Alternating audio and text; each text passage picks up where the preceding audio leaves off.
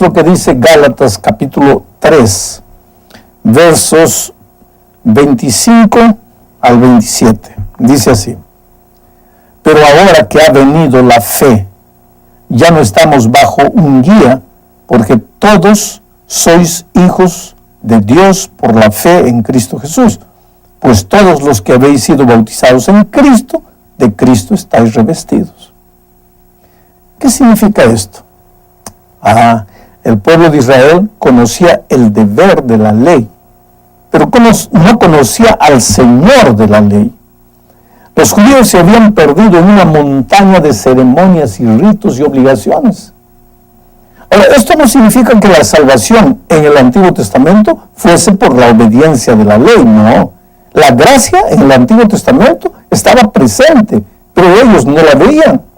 Por ejemplo, cuando ofrecían el sacrificio diario de un cordero, estaban más preocupados en los detalles del sacrificio que con el Señor del sacrificio. Sus ojos veían al corderito, pero no veían a Jesús. Inclusive después de la muerte de Cristo en la cruz, había judíos que se agarraban a las ceremonias y ritos y no a la gracia maravillosa de Cristo.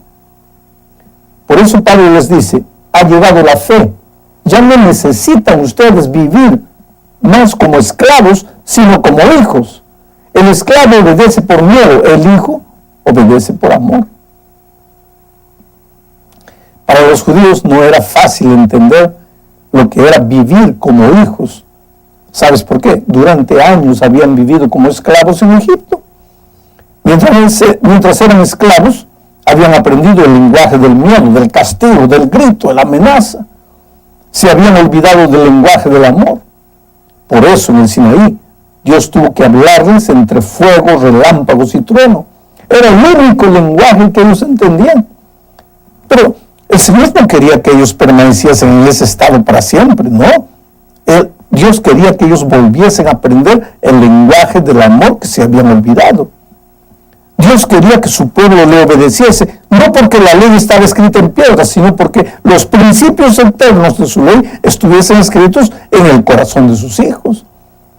Pero esa no fue una tarea fácil, y Pablo, como instrumento de Dios, enfrentó muchas luchas, terribles luchas, para enseñar a los judíos que ahora debían vivir como hijos y no más como esclavos. Y hay algo más. En esta nueva relación, el bautismo ejercía un papel muy importante, porque el bautismo sería la declaración pública de que el ser humano aceptaba a Dios, no solo como su creador y Señor, sino también como su Padre de amor. Bueno, en la segunda parte de la lección vamos a analizar Gálatas capítulo 4, versos 1 al 3. Mira lo que dice. Pero también digo, entre tanto que el heredero es niño, en nada difiere del esclavo, aunque es señor de todo, sino que está bajo tutores y administradores hasta el tiempo señalado por el Padre. Así también nosotros, cuando éramos niños, estábamos en esclavitud, bajo los rudimentos del mundo. Mira, para entender lo que Pablo dice aquí, hay que recordar lo que estudiamos la semana pasada. Allí el apóstol usaba la ilustración del ayo o del guía, del instructor que cuidaba al hijo del Señor hasta que madurase el muchacho. Ese instructor o ayo era la ley. Pero una vez que el niño creció, ya no necesita más de ayo. Bueno, esta semana la ilustración que Pablo usa es la del heredero. El hijo del patrón vive como un esclavo, en el sentido de que no disfruta de los bienes que tiene, porque hay un administrador que el padre colocó para que cuide de él hasta que él madure. Ese administrador es la ley. O sea, mientras el cristiano es un niño en su experiencia espiritual, necesita que alguien le esté diciendo: haz esto, no hagas esto. Pero cuando ese niño se vuelve un adulto espiritual, ya no necesita más que nadie le diga lo que tiene que hacer. Ahora, esto no significa que la ley ya no tenga valor, sino que el ser humano aprendió a obedecer, no porque está escrito, no por miedo, sino porque ahora es un hijo responsable y y tiene los principios de la Santa Ley escritos en su corazón.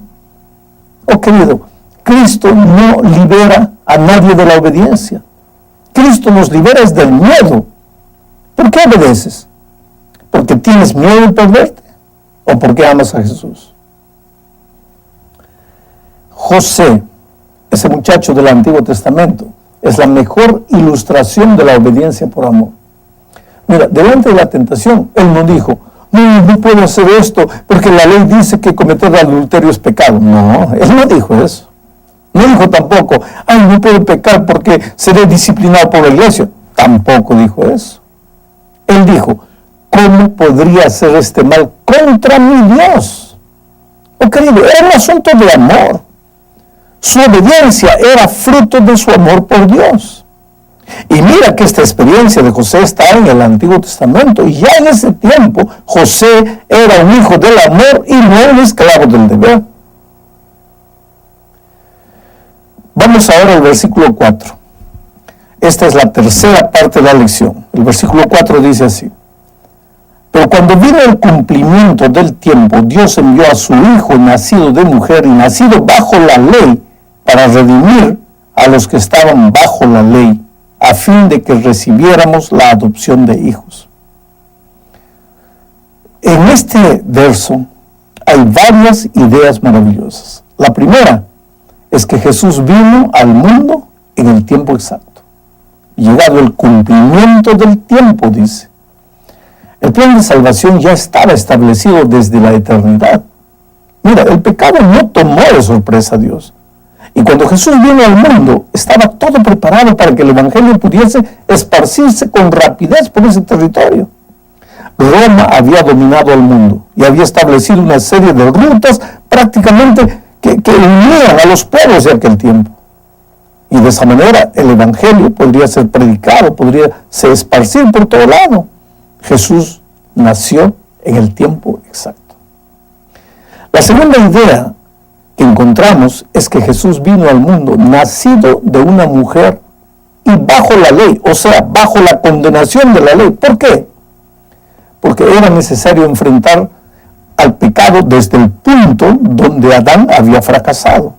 Por eso Jesús asumió nuestra naturaleza. Se hizo hombre, no se disfrazó de hombre, no se vistió por un momento de la humanidad. Él se hizo hombre para siempre, por amor al hombre. Por eso es capaz de comprenderte. Pero para salvarnos, el Señor necesita ser completamente humano, necesita ser completamente sin pecado y completamente Dios. Siendo Dios, podría tocar la mano de Dios. Siendo humano, podría tocar la mano del hombre. Y siendo totalmente sin pecado, podría darnos su santidad y cargar con el castigo que nuestros pecados merecían. ¡Qué gracia inmerecida! Ese es el amor de Dios. ¿Y para qué todo esto? Para redimirnos, para redimir a los que estaban bajo la ley, a fin de que recibiéramos la adopción de hijos. Querido, no sé si logras entender el propósito del sacrificio de Cristo. No es solo para redimirnos del pecado, sino para redimirnos también de la tiranía del deber y hacernos hijos del amor, darnos la adopción de hijos, dice Pablo. Esta tal vez sea la más difícil lección que el cristiano necesita aprender.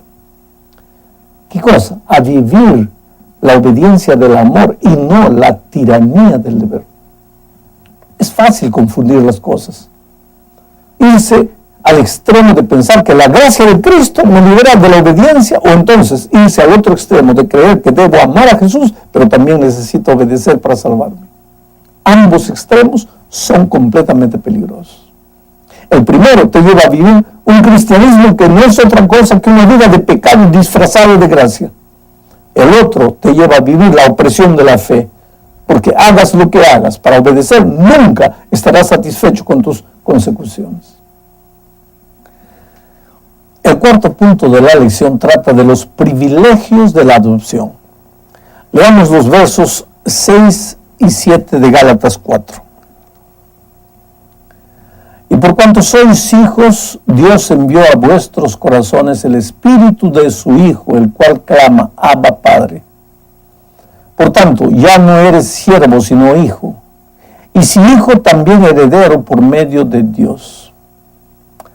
Querido, para entender correctamente el sentido de este texto, necesitamos recordar lo que dice el versículo 5. Ahí, en el versículo 5, Pablo dice que Cristo nos redimió a los que estábamos bajo la ley.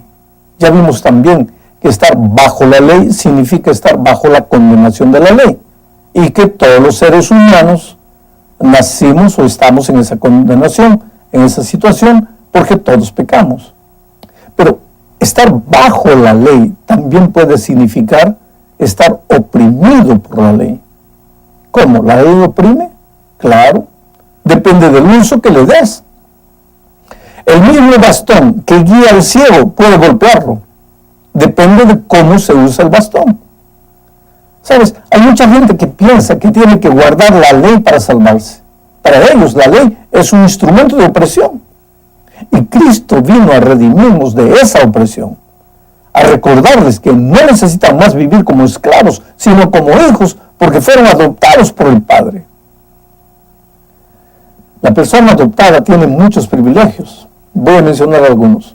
El padre adoptivo se compromete a amar al hijo y le da su nombre y cuida para que el hijo tenga alimento, educación y abrigo. Ahora, el hijo adoptivo pasa a ser como un hijo natural y a tener todos los derechos de un hijo natural, inclusive a recibir la herencia. El padre anterior pierde todos los derechos sobre el hijo en el momento de la adopción. Bueno, esa es la situación del cristiano cuando acepta a Cristo. Ya no necesitas vivir con miedo del opresor. Has sido redimido, rescatado, adoptado. Eres propiedad divina, comprado con sangre y la sangre del amor. No puedes más vivir con miedo de nada. Pero aquí se introduce un elemento nuevo que vamos a desarrollar mejor más adelante, el Espíritu Santo.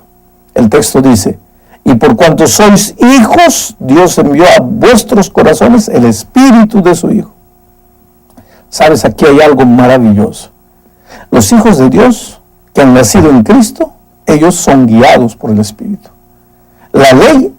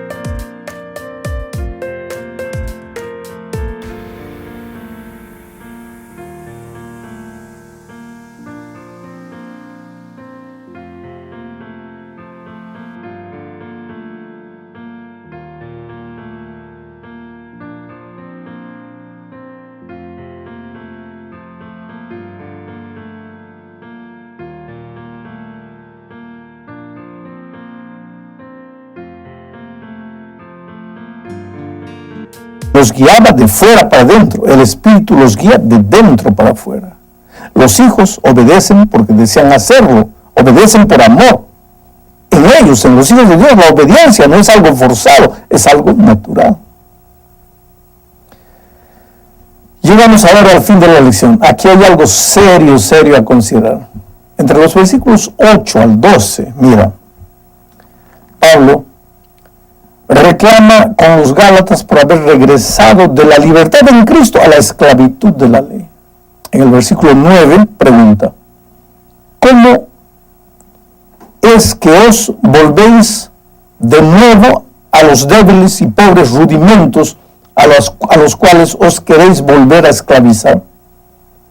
Después, en el versículo 10 menciona algunos de esos rudimentos.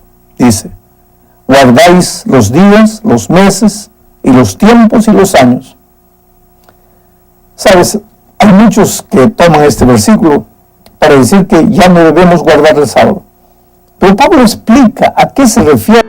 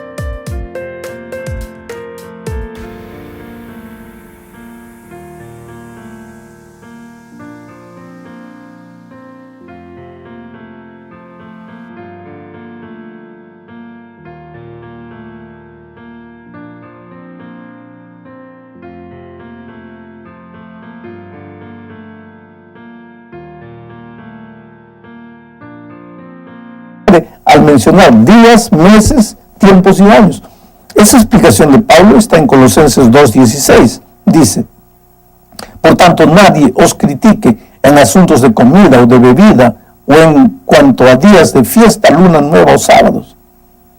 Aquí Pablo se refiere específicamente a los sábados ceremoniales y no al sábado de la ley de Dios. Este es el contexto correcto. Pero también podemos entender que hasta el sábado del cuarto mandamiento se puede transformar en un instrumento de opresión